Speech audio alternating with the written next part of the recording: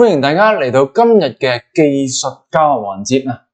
咁上一節課大家仲記唔記得我同大家去講咗邊方面嘅一個技術底部形態呢？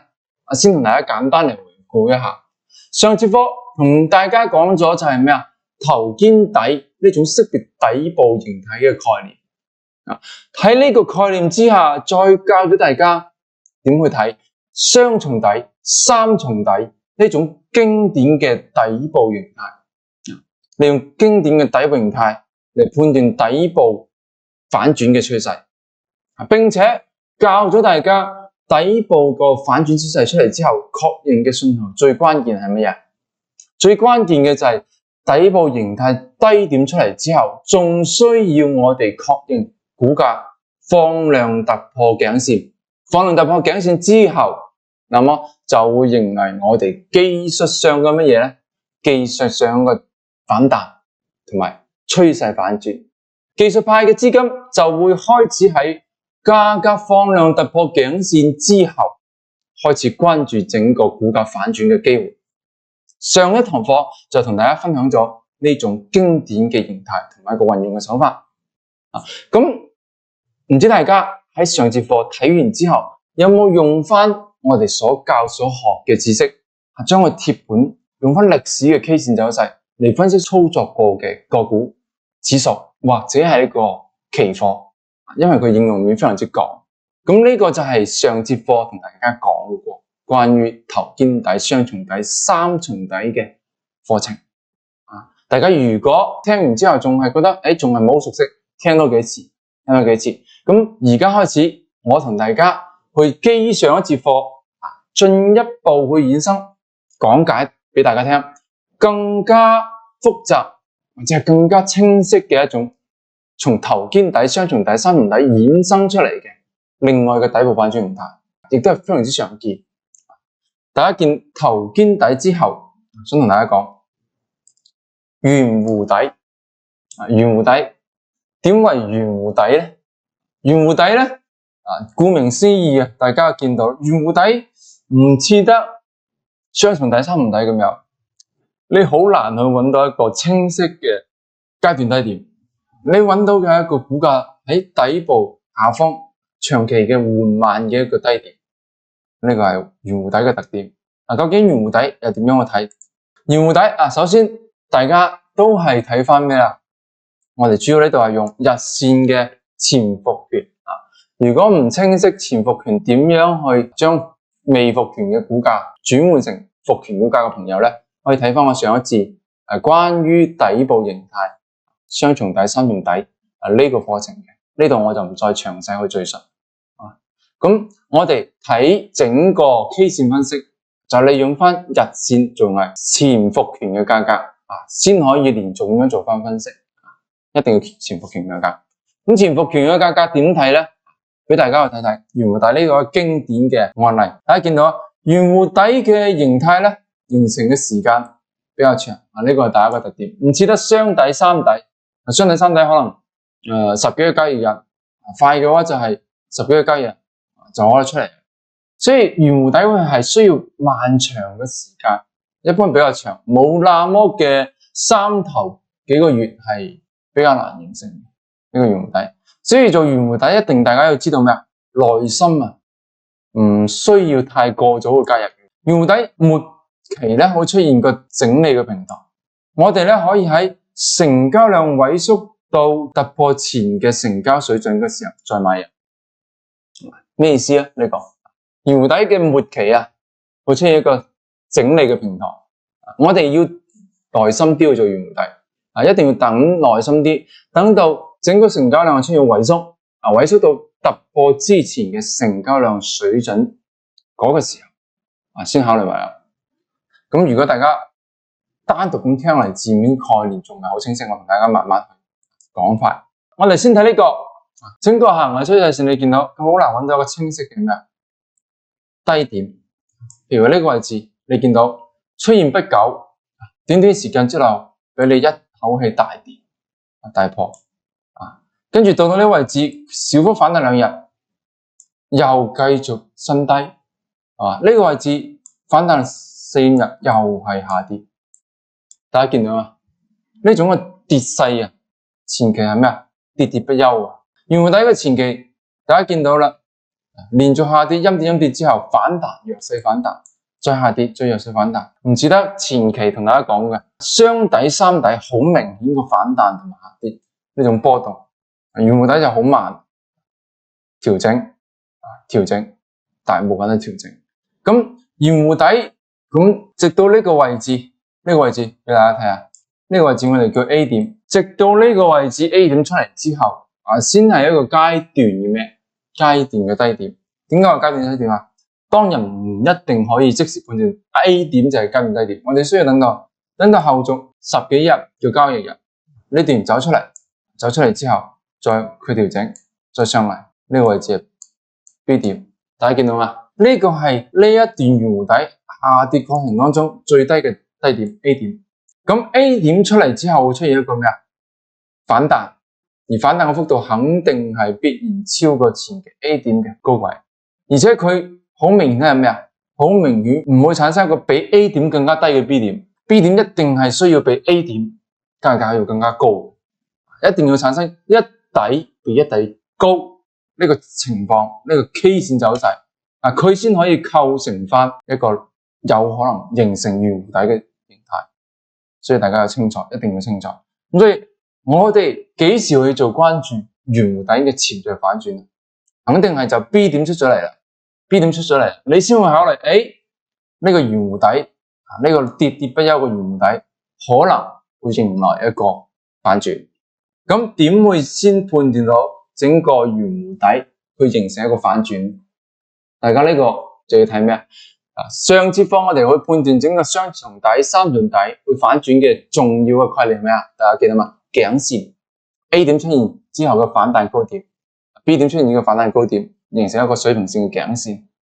呢個位置其實可以引入類似於頸線嘅概念亦即係前期高點。大家見到呢個位置就 A 點出現之後出現個反彈嘅階段高點。咁呢個位置係咩啊？B 點出現之後嘅咩啊？階段反彈嘅高點，我哋將畫成1點、2點。咁呢個就係類似一個頸線啦。其實呢個頸線嘅位置你睇見到係非常之接近嘅，亦即係1點嘅高點同埋2位置嘅高點，佢係非常之接近嘅。我哋喺度畫一個水平線，基本上係非常之接近，價格相差唔好多，係嘛？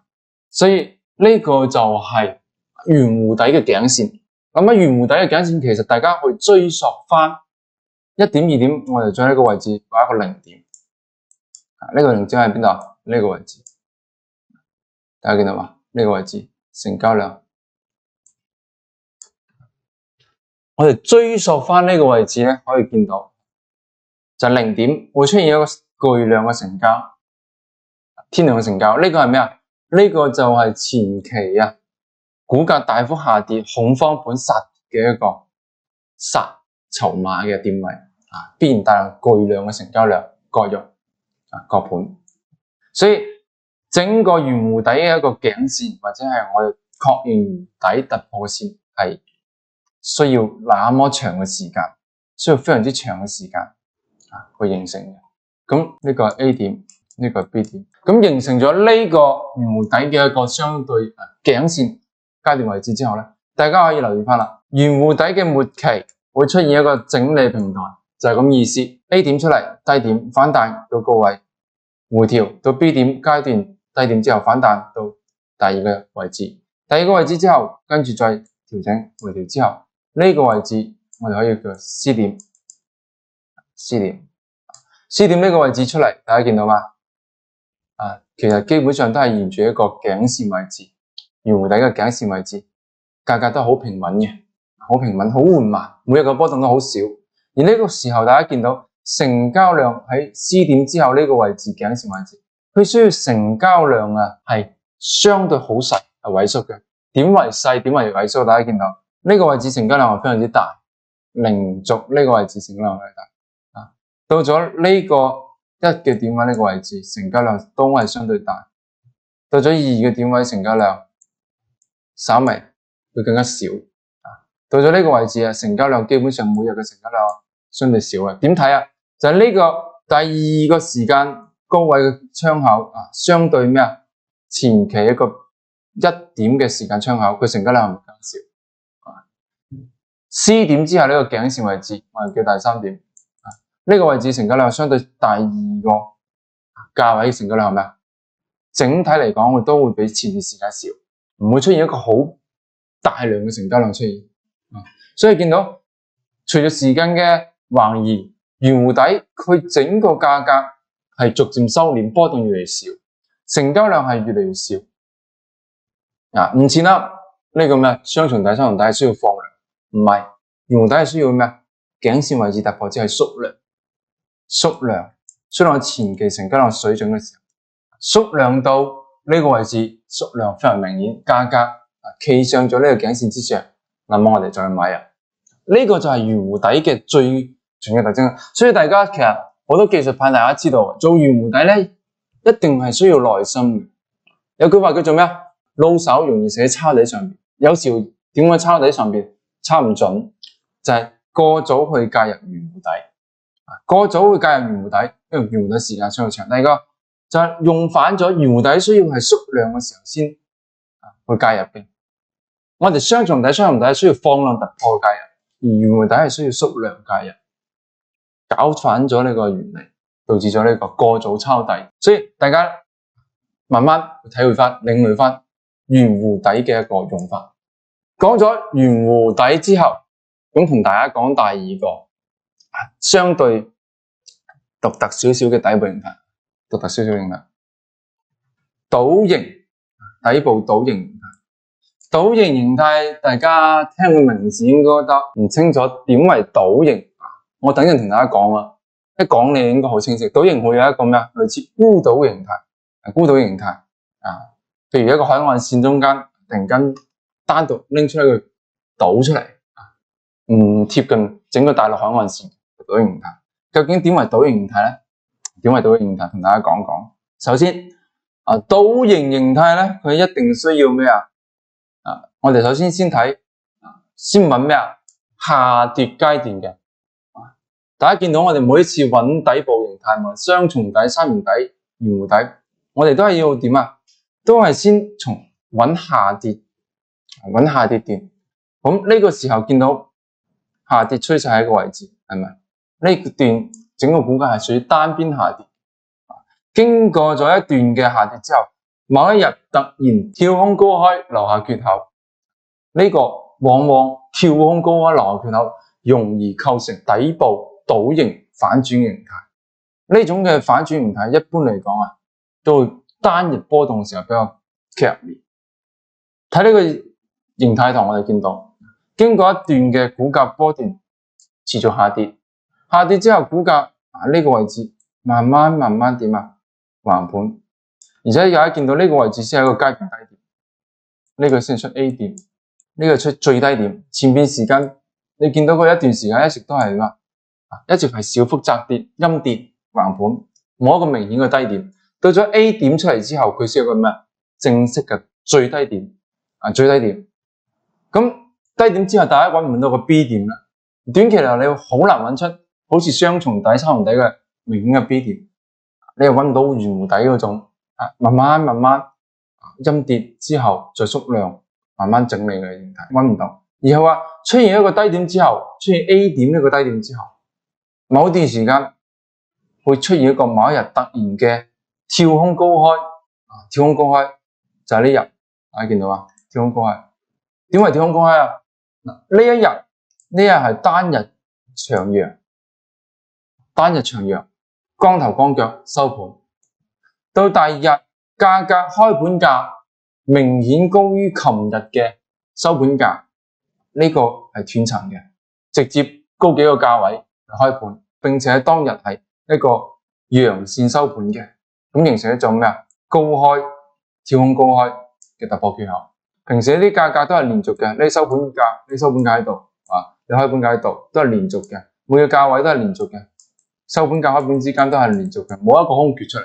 但係倒形底部佢就會有一個跳空高開形成嘅明顯缺口，倒形而且呢個時候大家見到留意成交量嘅變化，呢種嘅倒形底部佢必然成交量會非常之巨大，非常之巨大，就係喺邊度啊？就喺跳空高開嘅位置，呢個位置成交量會巨幅放大，就形成一個突破缺口放量。